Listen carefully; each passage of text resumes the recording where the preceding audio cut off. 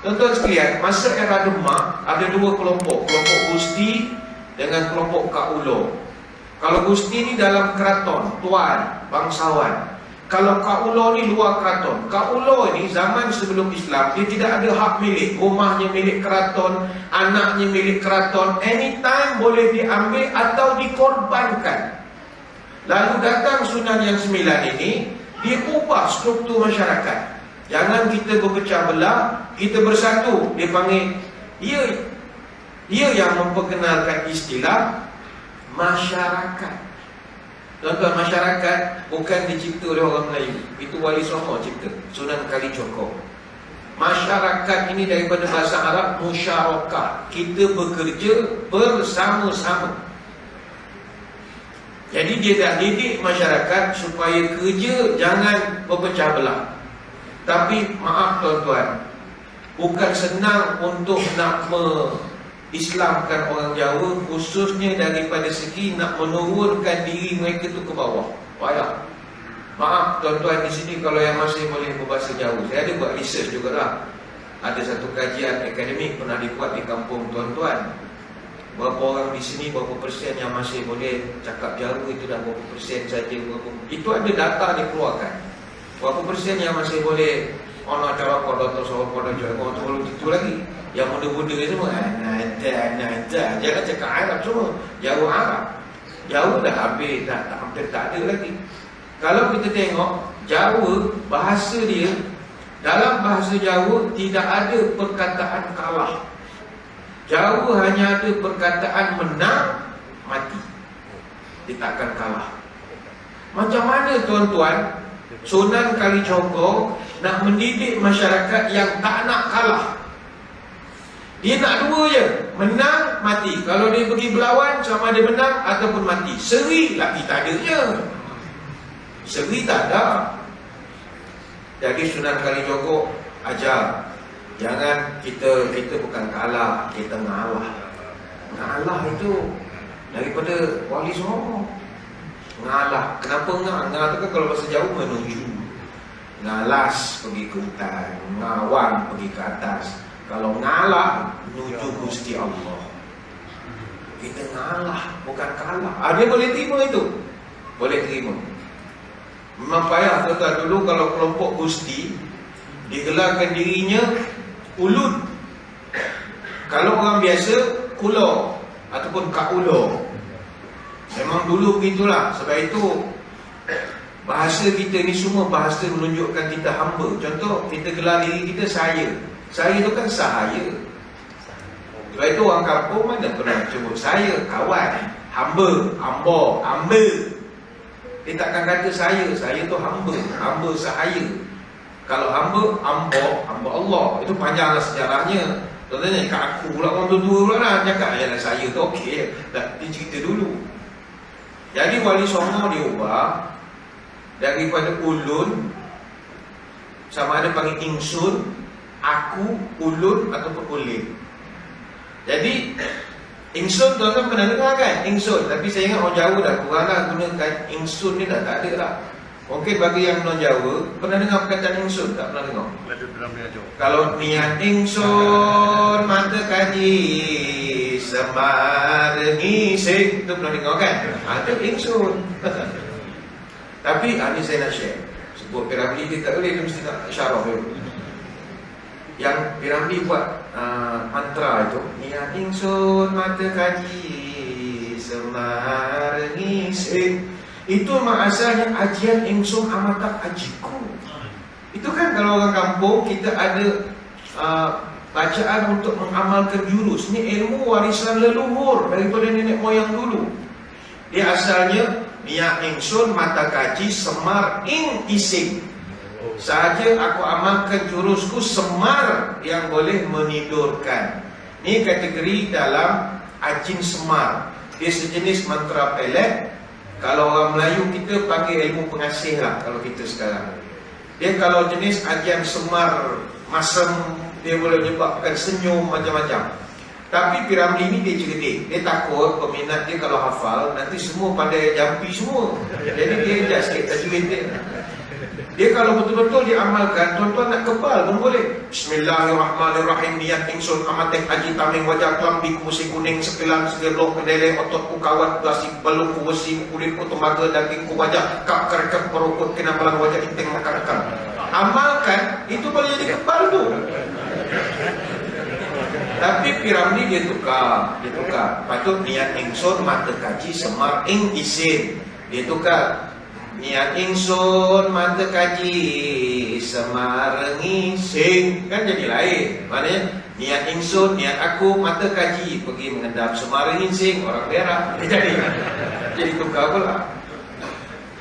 Sudin pun jawab, rampung ngising semar lem. Lepas berak tidur.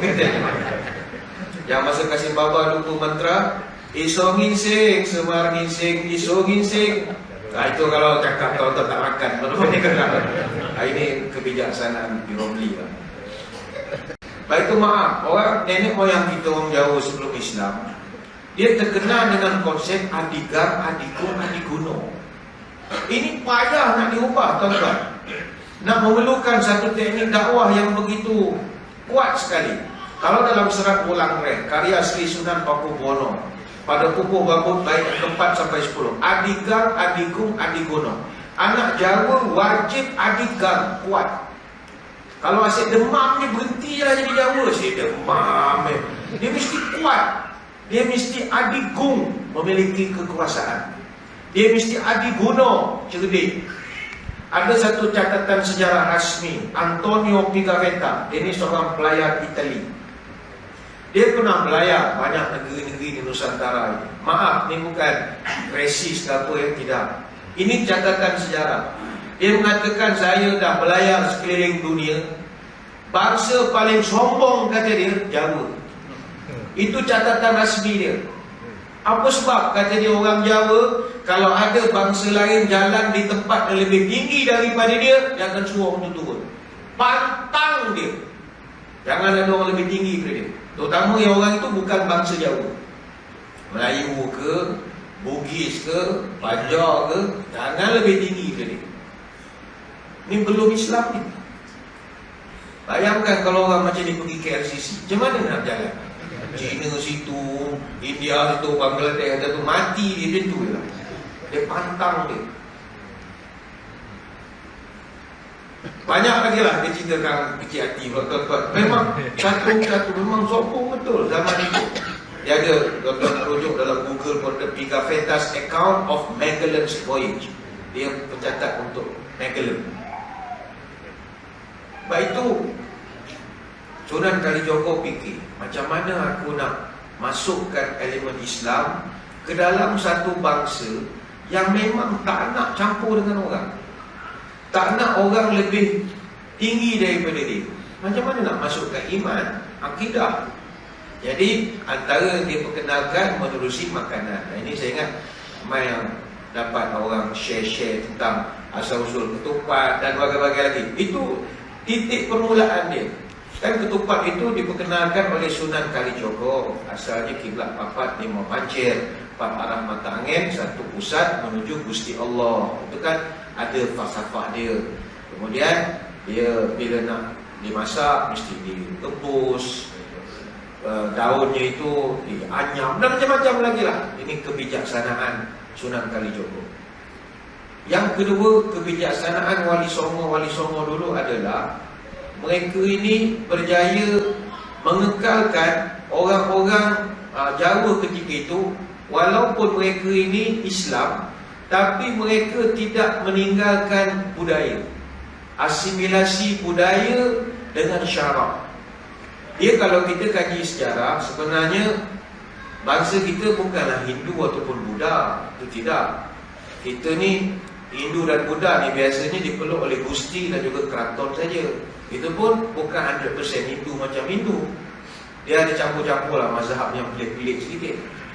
Majoriti orang kampung, orang Jawa dulu, agamanya apa? Agama Kapitayan. Kapitayan ini dia memuja satu Tuhan, namanya Sang Hyang Toyo. Toyo itu maknanya kosong, hampa, sumum. Maknanya Tuhan orang-orang Jawa dulu tak dapat dibayangkan, tak dapat difikirkan. Dia punya doktrin akidah orang Jawa dulu, dia panggil tan keno kino yang apa. Tuhannya itu enggak mungkin diperkirakan. Oh, tak boleh sembahyang.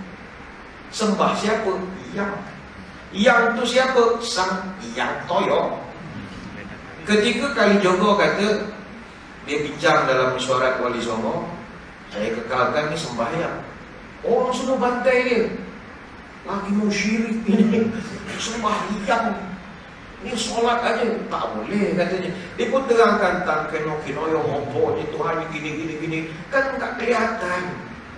Sebab itu memang orang-orang Kapitaya dulu, dia Sang Yang Toyo ini, dia menjelma dalam sifat ketuhanan yang disebut tu ataupun to. Maknanya benda yang gaib. Pada tingkatan tu, benda tu akan bawa kebaikan atau keburukan.